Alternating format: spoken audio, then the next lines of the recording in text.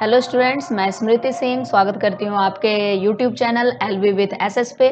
आज मैं आपको फर्स्ट टर्म एग्ज़ाम की तैयारी कराने वाली हूँ। जो फर्स्ट टर्म एग्ज़ाम आपका दिसंबर के आसपास होने वाला है।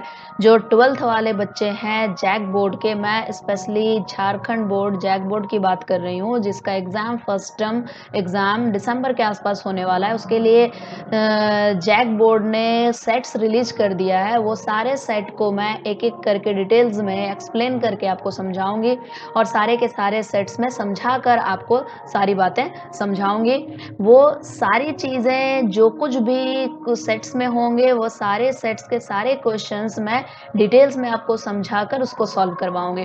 तो अगर आपने अभी तक मेरा चैनल सब्सक्राइब नहीं किया है तो चैनल सब्सक्राइब कर लीजिए, बेल बटन ज़रूर प्रेस करिए, क्योंकि जब मैं वीडियोस अपलोड करूंगी तो वो वीडियोस के नोटिफिकेशंस आपको मिलेंगे और वो वीडियो आप देख पाओगे टाइम पे, क्योंकि आपका फर्स्ट टर्म एग्ज़ाम दिसंबर में होने वाला है। उससे पहले मैं सारे सेट्स प्रिपेयर करा दूंगी आपको और मोस्ट प्रोबेबली ये चांसेस है कि सारे के सारे लगभग क्वेश्चंस आपके ये सेट से आएंगे। तो आप हमेशा इस वीडियो को देखते रहिए और इस वीडियो के साथ इस वीडियो और जितने सारे वीडियोस मैं अपलोड करूंगी वो सारे वीडियोस आपको मिलते रहें, उसके लिए नोटिफिकेशन बटन ज़रूर प्रेस करिए और जो भी आपके फ्रेंड्स हैं उसके साथ वीडियो शेयर करिए, ताकि जो बच्चों तक मेरी वीडियोस नहीं पहुंच पा रही है उन बच्चों को भी मेरी वीडियोस से कुछ फ़ायदा हो और वो एग्ज़ाम में अच्छा स्कोर कर सकें।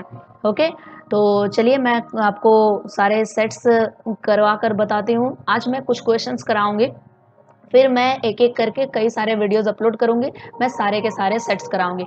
आज मैं कुछ क्वेश्चंस करा देती हूँ। सिंपली ये पहला क्वेश्चन आप देखिए क्या लिखा हुआ है। फर्स्ट क्वेश्चन, ये पहला क्वेश्चन है, which of the following is an example of active immunity. Means that कि इसका क्या मतलब हुआ मैं एक्सप्लेन करके भी समझाऊंगी। इसमें जो हिंदी से लिखा हुआ है आप वो भी देखिए। सक्रिय प्रतिरक्षा के उदाहरण निम्न में से कौन है। ठीक है, बहुत ही आसान सा सवाल है और बहुत इजी है। ये बहुत ही आसान सा सवाल है कि एक्टिव इम्यूनिटी, पहली बात तो ये है कि एक्टिव इम्यूनिटी होती क्या है, ये आपको पता होना चाहिए, फिर आप सही से ऑप्शन को चुन पाओगे कि ये सही ऑप्शन इन चारों में से क्या होगा। तो पहले मैं आपको एक्टिव इम्यूनिटी समझा देती हूँ कि होता क्या है। सिंपली यहाँ पर इम्यूनिटी जो वर्ड है, इम्यूनिटी मीन्स प्रतिरक्षा क्षमता। ओके, यहाँ पर जो हमारे शरीर के अंदर एक डिफेंस सिस्टम होता है, एक बाहर के तत्वों से, जो बाहर के तत्व होते हैं, जो फॉरेन मटेरियल्स है, जो तरह तरह के बायोटिक्स फॉर्मेटल्स हो या फिर अबायोटिक हो, मीन जैविक या अजैविक किसी तरीके के भी फॉरेन मटेरियल्स हो जो हमारे शरीर से बाहर है और वो हमारे शरीर में अंदर आता है, तो उससे लड़ने की क्षमता सारे इंसानों के अंदर होती है। उससे लड़ने की क्षमता होती है। जो हमारा सिस्टम, जो हमारा एक तंत्र है, वही इम्यूनिटी कहलाता है। ठीक है, उससे लड़ने की क्षमता को इम्यूनिटी कहते हैं। ये इम्यूनिटी जो होता है वो दो तरह का होता है, एक होता है इन्नेट इम्यूनिटी और एक होता है एक्वायर्ड इम्यूनिटी। कहने का मतलब है एक जन्मजात होता है और एक ग्रहण करते हैं, उसको सीखते हैं। जब हमारे पृथ्वी पे जन्म हो जाता है तो जन्म के बाद इस वातावरण के हिसाब से जो तरह तरह के फॉरेन मटेरियल्स होते हैं, तरह तरह के बाहरी तत्व होते हैं, उससे लड़ने की क्षमता हम लोग विकसित करते हैं।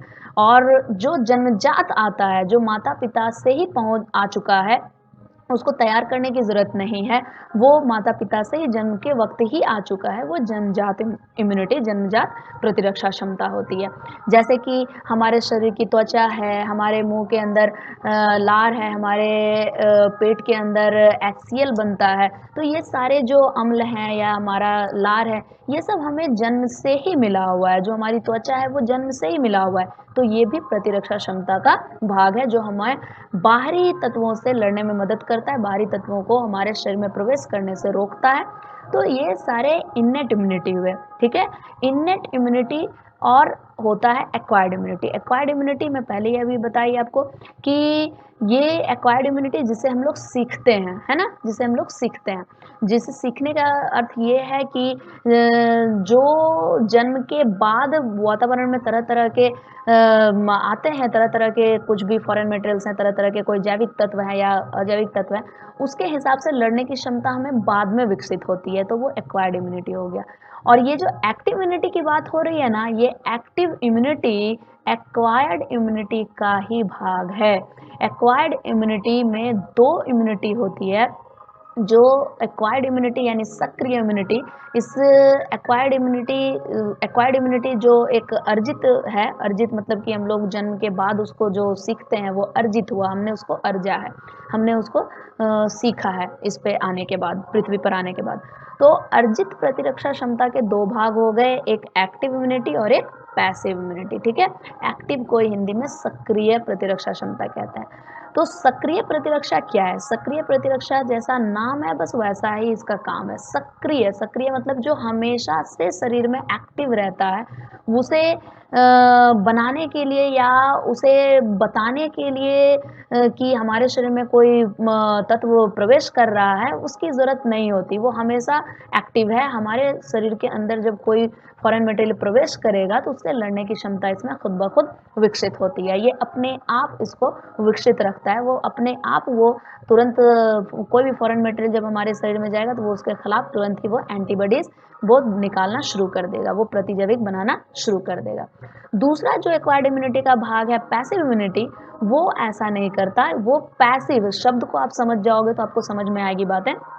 पैसिव, पैसिव कहने का अर्थ है कि जो इम्यूनिटी ट्रांसफर होता हो, मतलब स्थानांतरित होता हो एक से दूसरे में, जैसे माता पिता से बच्चे में चला गया, वैसी इम्यूनिटी।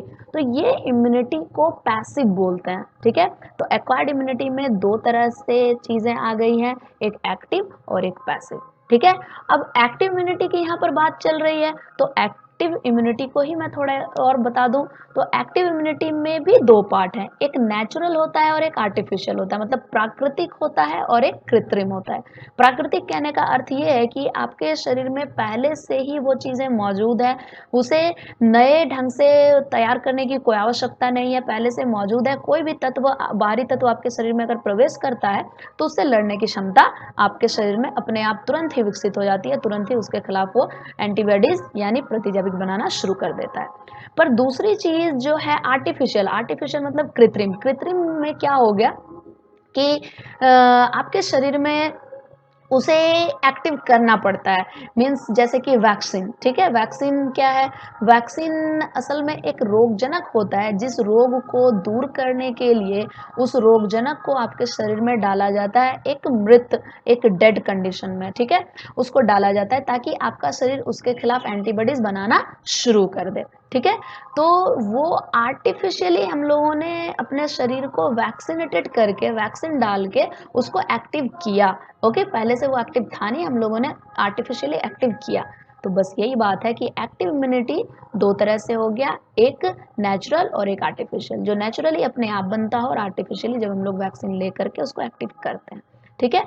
तो बस यही बात है एक्टिव इम्यूनिटी। अब देखिए ये सवाल को, which of the following is an example of active immunity. अब आप इतना समझ चुके हो तो आपको पता लग गया होगा कि इसका आंसर क्या होगा। सक्रिय प्रतिरक्षा के उदाहरण निम्न में से कौन से हैं? तो पहला है वैक्सीनेशन यानी टीकाकरण, कोलोस्ट्रॉम, रेडीमेड एंटीबॉडीज, बने बनाए प्रतिरक्षा। बने बनाए प्रतिरक्षा जो होंगे वो पैसिव में होंगे, ठीक है। तो ये भी नहीं होगा। सभी, जब ये नहीं होगा, कोलोस्ट्रॉम भी नहीं होगा, कोलोस्ट्रॉम और रेडीमेड एंटीबॉडीज, ये दो ऑप्शन पैसिव का है, ठीक है, ये ध्यान रखिए। ये जो दो बी एंड सी ऑप्शन है ये पैसिव इम्यूनिटी का है। आपको पूछा जा रहा है एक्टिव, और एक्टिव के लिए मैं अभी तुरंत आपको बताई कि उसको टीकाकरण, कृत्रिम ढंग से टीकाकरण करके उसको हम लोग एक्टिव करते हैं। तो ऑप्शन ए वैक्सीनेशन, टीकाकरण आपका सही उत्तर होगा, ठीक है। तो ये आपका हो गया सही उत्तर, ऑप्शन ए, ठीक है। ये बी आपका कलर हो गया, इसको मैं हटा दे रही हूँ, आपके क्लियर विजिबिलिटी के लिए, क्लियरेंस के लिए ऑप्शन ए वैक्सीनेशन, टीकाकरण। ओके, चलिए अब नेक्स्ट क्वेश्चन की तरफ मूव करिए। नेक्स्ट क्वेश्चन नंबर टू में क्या बोला जा रहा है? नंबर टू में बोला जा रहा है an antibody molecule can be represented as, okay, antibody molecule can be represented as, एक प्रतिरक्षी अणु को इस प्रकार से निरूपित किया जा सकता है या किया जाता है, किस तरीके से? सिंपली बहुत आसान सा सवाल है, बहुत ही ज्यादा आसान। प्रतिरक्ष जो प्रतिजैविक है ना, प्रतिजैविक एंटीबॉडी जो कि हमारे शरीर से तब निकलता है जब कोई बाहरी तत्व हमारे शरीर के अंदर प्रवेश करता है।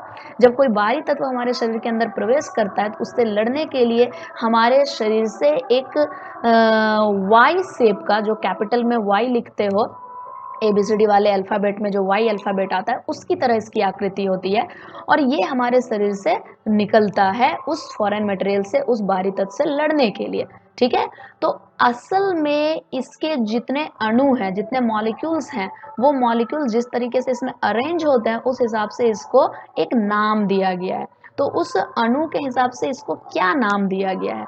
तो आप ऑप्शन देखिए, option H2L2, HL, H2L3, H3L2।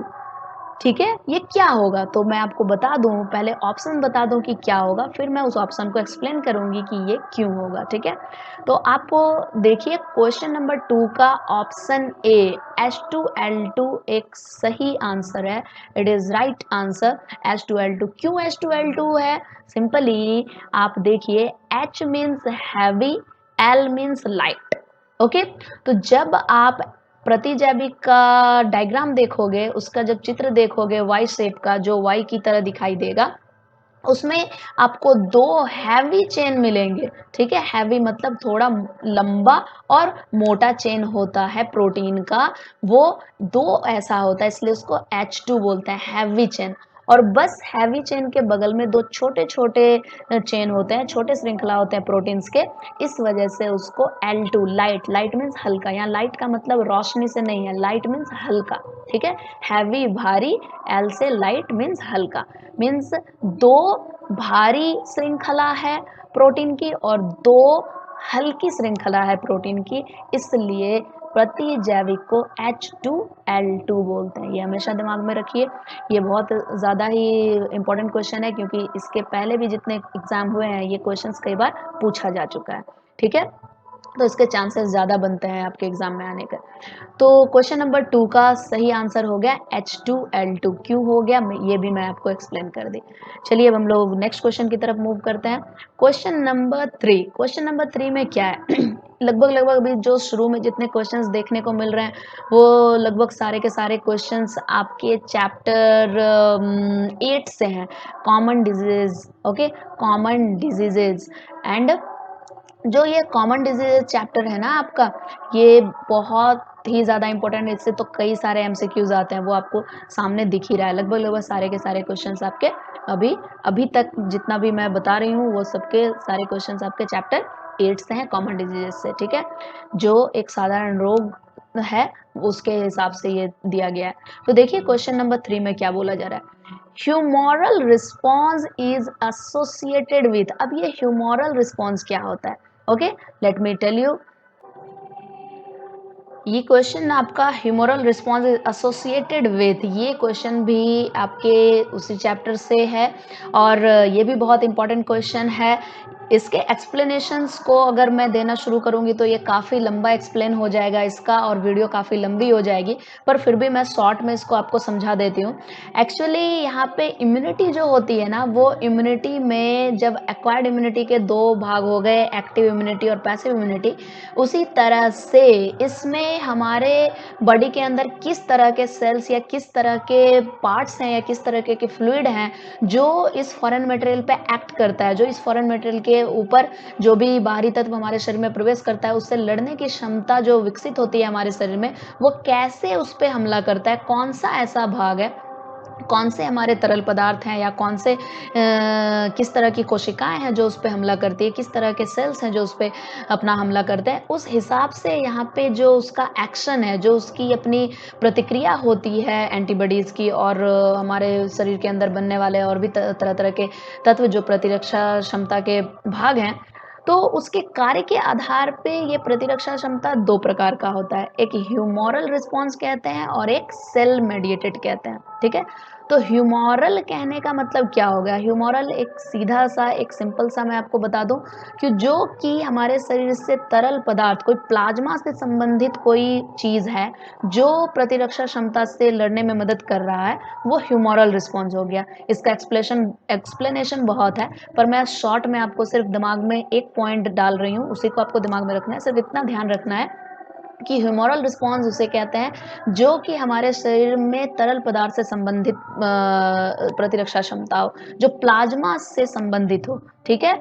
और सेल मेडिएटेड नाम ही है सेल मेडिएटेड, सेल मतलब जो हमारे शरीर में तरह-तरह के सेल्स हैं, जो तरह-तरह की कोशिकाएँ हैं, उसके द्वारा जो एंटीबॉडी निकाला जाए, उसके द्वारा जो प्रतिरक्षा क्षमता हो, जो फॉरेन मटेरियल से लड़ता हो, तो वो हो गया सेल मेडिएटेड। तो देखिए आपका जो 4th क्वेश्चन है वो सेल मेडिएटेड से है, ओके। और स्पेशली जो सेल मेडिएटेड होता है वो टी सेल, मैं आपको क्लास में समझाई थी, एक हमारे शरीर में बी सेल होता है और टी सेल होता है। T lymphocyte cells and B lymphocyte cells. B lymphocyte cell जो होता है उसको मेमोरी सेल बोलते हैं, है ना? और टी लिम्फोसाइट सेल क्या होता है? वो टी लिम्फोसाइट सेल एक ऐसा सेल है जो कि कोई भी फॉरेन मटेरियल जब हमारे बॉडी में एंटर करता है तो वो उसको एक्टिव करता है, वो रिकॉग्नाइज करता है और बी लिम्फोसाइट उसके खिलाफ, उसके अगेंस्ट जो है एंटीबॉडीज रिलीज करना शुरू करता है, ठीक है? तो ये B lymphocyte and T lymphocyte के दोनों कोऑर्डिनेशन से, दोनों के तालमेल से हमारे शरीर में किए हुए जो प्रवेश किए हुए जो बाहरी तत्व होते हैं उससे लड़ने का क्षमता विकसित होता है। तो इसमें क्या है कि humoral response is associated with, अब सिंपल सी जो मैं चीज़ बताई बस वही आपको दिमाग में रखना है। यहाँ पे लिखा हुआ है तरल अनुक्रिया या प्रतिक्रिया बोलिए, ये प्रतिक्रिया किससे संबंधित है? ऑप्शन ए है आपका lymph, T cell, memory cell and antibody, क्या ये होगा? ऑप्शन बी है blood, B cell, plasma cell, memory cell और एंटीबॉडी, या फिर बी सेल और टी सेल, और या फिर एंटीबॉडी मॉलिक्यूल्स। तो सिंपली मैं अभी आपको तुरंत बताई कि ये जो है वो तरल पदार्थ से संबंधित है जो प्लाज्मा से निर्मित होता हो, जो प्लाज्मा कार्य करता हो। तो एंटीबॉडी मॉलिक्यूल्स तो होंगे, पर ये सिर्फ एंटीबॉडी मॉलिक्यूल्स नहीं होगा, उसके अलावा यहाँ आप सी में देखिए बी सेल्स और टी सेल्स भी हैं, जो टी सेल्स ह्यूमोरल का पार्ट नहीं है।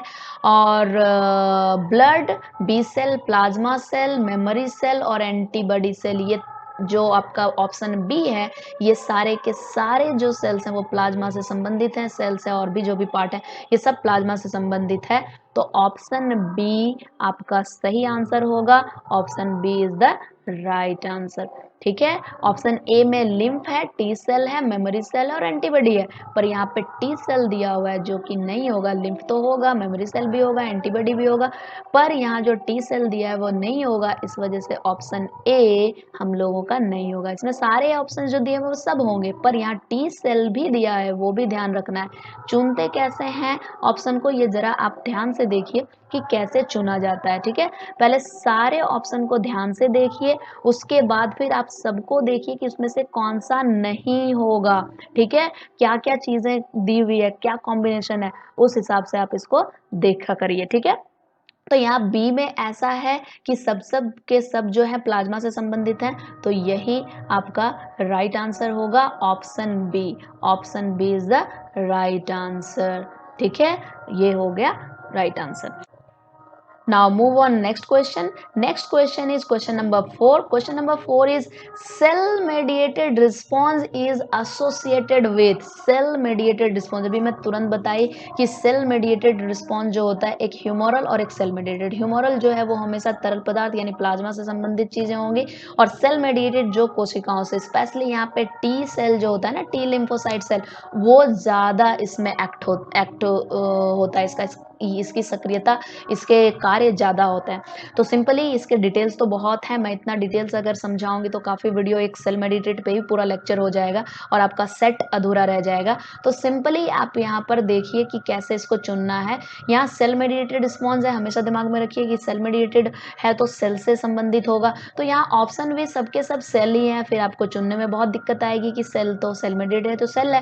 पर ये दिमाग में रखिए कि उसमें बी सेल, सी सेल तो होता ही नहीं है, अल्फा सेल्स भी होते हैं पर वो एक्ट नहीं कर रहा। यहाँ पे मैं आपको बता चुकी हूँ कि टी लिम्फोसाइट सेल्स का मुख्य कार्य होता है सेल मेडिएटेड में। तो आप इसको ऑप्शन बी ले लीजिए, option B T lymphocyte cells, T cell. Okay, this is the right answer. Now move on next question. अगला क्वेश्चन देखिए, अगले क्वेश्चन में क्या लिखा हुआ है। अगले क्वेश्चन में है इंटरफेरॉन्स आर सिक्रेटेड बाय। अभी भी सेम उसी चैप्टर से क्वेश्चन कंटिन्यू हो रहा है और काफ़ी क्वेश्चंस उस चैप्टर से हैं, तो सारे के सारे आपके रिवाइज भी हो जाएंगे चैप्टर और आपका एमसीक्यूज भी तैयार हो जाएगा, जो आपके एग्जाम के लिए बहुत ज़्यादा इंपॉर्टेंट है। ओके, तो आपका ये जो है interferons are secreted by, interferons actually होता क्या है। सिंपली इंटरफेरॉन्स जो है ना वो एक तरह के प्रोटीन्स हैं जो कि एंटीबॉडीज का नाम है, वो एंटीबॉडीज है, एक इस तरह का प्रोटीन है, एंटीबॉडीज है जो कि वायरस सेल से लड़ने में हेल्प करता है। ठीक है, जब आपके बॉडी में कोई वायरस सेल अटैक करता है और जब वो वायरस सेल किसी सेल में एंटर करता है तो वो उस वायरस सेल को ये मारने के लिए, उसको ख़त्म करने के लिए ये इंटरफेरॉन्स एक प्रोटीन निकलता है जो उस वायरस सेल को मार देता है और हमारे बॉडी को वो सुरक्षित रखता है। किसी के शरीर में अगर ये इंटरफेरॉन्स बहुत कम निकल रहा है या बहुत टाइम पे नहीं निकल रहा है तो फिर उसके शरीर में वो वायरस का इन्फेक्शन हो जाता है, उसके बाद फिर वो एक डिजीज्ड, एक रोगी हो जाता है। ठीक है, तो सिंपल सी चीज़ है कि इंटरफेरॉन एक प्रोटीन है जो वायरस के अटैक के बाद वो रिलीज होता है और वायरस सेल्स, जो वायरस आपके बॉडी में आया है उस सेल को वो ख़त्म करता है। ठीक है, तो इंटरफेरॉन से रिलेटेड बातें हो गई। अब आप ऑप्शन देख लीजिए, आपको खुद ब खुद समझ आ जाएगा कि ऑप्शन कौन सा सही होगा। ठीक है, ऑप्शन ए बैक्टीरियल इन्फेक्टेड सेल्स, मैं ये बैक्टीरियल नहीं बताई। फंगल इन्फेक्टेड सेल्स, यानी कि बैक्टीरियल कहने का मतलब क्या हो गया हिंदी में, जीवाणु संक्रमित कोशिकाएं, कवक संक्रमित कोशिकाएं। ये इंटरफेरॉन कब स्रावित होगा, कब ये रिलीज होगा, जब जीवाणु संक्रमित कोशिकाएं हो जाएगी तब, या कवक से संक्रमित होगी तब, प्रोटोजोन से संक्रमित होगी तब, या फिर विषाणु से संक्रमित होगी तब। तो मैं अभी आपको तुरंत बताई कि वायरस इन्फेक्टेड सेल्स जो होंगे उसको मारने के लिए ये इंटरफेरॉन्स निकलता है। तो option D is the right answer, virus infected cells. Okay, now move on next question. Next question is secondary immune response. Okay, secondary immune response किसको बोलते हैं? secondary immune response कहने का क्या,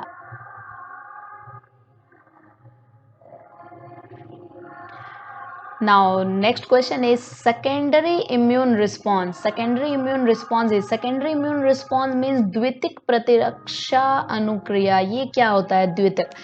ये प्राथमिक पहले क्या हुआ ये आप समझिए, तब द्वितीयक आपको समझ आएगा। सबसे पहले जब कोई फॉरेन मटेरियल, कोई बाहरी तत्व हमारे शरीर के अंदर प्रवेश करता है तो उससे पहले, सबसे पहले जो लड़ने की क्षमता होती है वो प्राथमिक हुआ। जैसे कि पहले आया हमारे शरीर में जो कोशिकाएं हैं वो पहले उसको समझी कि किस तरह के ये किस तरह के ये बाहरी तत्व हैं, ये किस तरह के जैविक तत्व हैं, इसे पहले वो पहचानेगी, फिर उसके खिलाफ किस तरीके का प्रतिजैविक बनाना है वो तैयार करेगी। तो ये काफ़ी स्लो प्रोसेस होता है, उसको समझना, फिर उसके खिलाफ एंटीबॉडीज़ तैयार करना, प्रतिजैविक तैयार करना, ये काफ़ी स्लो प्रोसेस है। लेकिन जब दूसरी बार, द्वितीयक कहने का मतलब क्या हो गया कि एक बार प्राथमिक में पहली बार जब वो आपका शरीर अच्छे तरीके से समझ चुका है कि ये किस तरह का प्रतिजैविक है, किस तरह का है, किस तरह के प्रतिजैविक को निकालना चाहिए उसको बाहरी तत्व को मारने के लिए, जब एक बार आपका शरीर उससे लड़ चुका है, एक बार उसके खिलाफ वो एंटीबॉडीज बना चुका है, तो अगर वही पैथोजन यानी वही रोगजनक वापस फिर से आपके शरीर में अगर प्रवेश करता है तो फिर ये कहलाता है द्वितीयक प्रतिरक्षा, फिर ये दूसरी बार हो रहा है। तो ये दूसरी बार में ये क्या होता है कि पहले से जो वो प्रतिजैविक बना कर रखा हुआ है, तो दूसरी बार में उसे उतनी ज़्यादा मेहनत करनी नहीं होती कि उसको समझना हो, फिर तैयार करना हो, इतनी ज़्यादा उसको मेहनत करने की ज़रूरत नहीं होती है। वो सारी कोशिकाएँ पहले से यहाँ पर प्रतिजैविक बना चुकी है, दूसरी बार आने के बाद वो जैसे ही वो दूसरी बार आएगा बाहरी तत्व, उस बाहरी तत्व के खिलाफ तुरंत ही ये प्रतिजैविक निकालना शुरू कर देगा। ये काफ़ी फ़ास्ट होगा क्योंकि पहले से हमारी कोशिकाओं को पता है, वो पहले इस तरह का एंटीबॉडीज़ बना चुकी है, इस वजह से दूसरी बार में से उसे पहचानने में, बनाने में समय नहीं लगता, वो बहुत जल्दी काम करता है। तो सिंपली यहाँ पर यही क्वेश्चन है कि जो सेकेंडरी इम्यून रिस्पॉन्स है, वो क्या हो गया कि पहले से जो आपका एंटीबॉडीज़ आपका शरीर बना चुका है, दूसरी बार जब आएगा तो उसके खिलाफ जो ये क्षमता विकसित करेगा, इसकी जो प्रतिक्रिया होगी वो सेकेंडरी होगा, दूसरी बार द्वितीयक हुआ। तो द्वितीयक जो होगा काफ़ी फ़ास्ट होता है, जो पहला होता है वो स्लो होता है क्योंकि उसको समझना होता है, पहचानना होता है, फिर उसके खिलाफ एंटीबॉडीज़ तैयार करना होता है, तब वो जाकर उसके खिलाफ वो फाइट कर पाता है, लड़ पाता है। तो यहाँ पर बहुत साधारण सा है, अब आपको बहुत अच्छे तरीके से समझ आ गया होगा ये क्या है कि सेकेंडरी इम्यून रिस्पॉन्स यही कि दूसरी बार जब कुछ आपके शरीर में प्रवेश करे, उससे लड़ने की क्षमता को ही हम लोग सेकेंडरी इम्यून रिस्पॉन्स कहते हैं, जो कि काफ़ी फास्ट होता है। तो ऑप्शन आप देखिए, ये पहला दिया हुआ स्लोवर यानी धीमी, जो बी दिया है वो फास्टर यानी तीव्र, बहुत जल्दी होता है, मॉडरेट सामान्य होता है, या फिर इसका प्राइमरी रिस्पॉन्स से यानी प्राथमिक अनुक्रिया से कोई संबंध नहीं है। बिल्कुल प्राथमिक अनुक्रिया से तो संबंध है ही है, क्योंकि प्राथमिक अनुक्रिया जब हुई तभी ये एंटीबॉडीज इस प्रकार का बना, जो कि दूसरी बार के लिए ये पहले से तैयार है, तो संबंध तो है। मॉडरेट भी नहीं है, ये सामान्य तरीके से नहीं कि अच्छा आ रहा है फिर उसे फाइट करना है फिर निकालना है, ऐसी भी कोई बात नहीं है।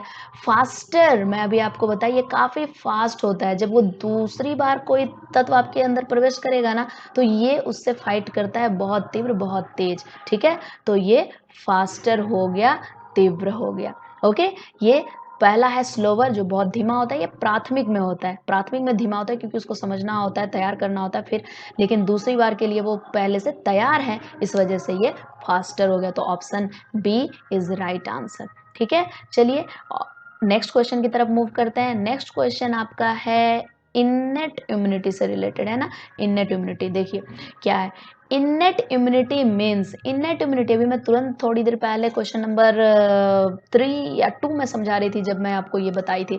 इम्यूनिटी 2 प्रकार का होता है मुख्य तौर पे, एक इन्नेट और एक एक्वायर्ड। इन्नेट में बताई थी जो जन्मजात, जन्म के वक्त जो आपके शरीर में बनता है, जो जन्म के वक्त आपके जन्म से ही वो चीज़ें आती है, वही हो गया इन्नेट इम्यूनिटी। तो बहुत साधारण सा है। Option A immunity by birth, जन्मजात प्रतिरक्षा बोलेंगे उसको। इम्यूनिटी बिफोर बर्थ, जन्म से पहले ये मौजूद होता है। ऑप्शन सी एक्वायर्ड कैरेक्टर, बाद में हम उसको अर्जित करेंगे, वो होगा। इम्यूनिटी बिफोर बर्थ, जन्म के बाद प्राप्त होगा, नो जन्म के बाद नहीं होता, और ये बाद के लक्षण अर्जित करने की भी प्रक्रिया नहीं है कि जन्म के बाद कोई लक्षण अर्जित कर रहे हैं, वो नहीं है। और ना ही ये प्रतिरक्षा क्षमता बाद में विकसित करने वाली चीज़ है, बाद में विकसित करते हैं एक्वायर्ड, ठीक है? आपको पूछा जा रहा है यहाँ पे इन्नेट, तो इन्नेट क्या होगा, यहाँ पे 2 ऑप्शन है, इम्यूनिटी बाय बर्थ और इम्यूनिटी बिफोर बर्थ, इसमें कंफ्यूज मत होइएगा। ये तो सी और डी तो कोई चांस ही नहीं है, वो हो नहीं सकता, क्योंकि ये बिफोर, इम्यूनिटी बिफोर बर्थ ये लिखा हुआ है यहाँ पे बिफोर डी में इंग्लिश में, पर आफ्टर यहाँ मुझे लगता है यह मिस प्रिंट हो गया है, यहाँ आफ्टर लिखाएगा, इम्यूनिटी आफ्टर बर्थ, ठीक है, जन्म के बाद, और यहाँ बिफोर लिखा हुआ है जन्म से पहले। तो यहाँ जन्म के बाद तो होगा नहीं, और ये कोई लक्षण नहीं है, ठीक है? तो option A is the right answer, immunity by birth, ये जन्मजात प्रतिरक्षा होता है, जन्म के वक्त आता है, जन्म से पहले ये विकसित होता है, पर जन्म के वक्त ये सारी चीजें एक्टिव होती है, इस वजह से ये कहलाएगा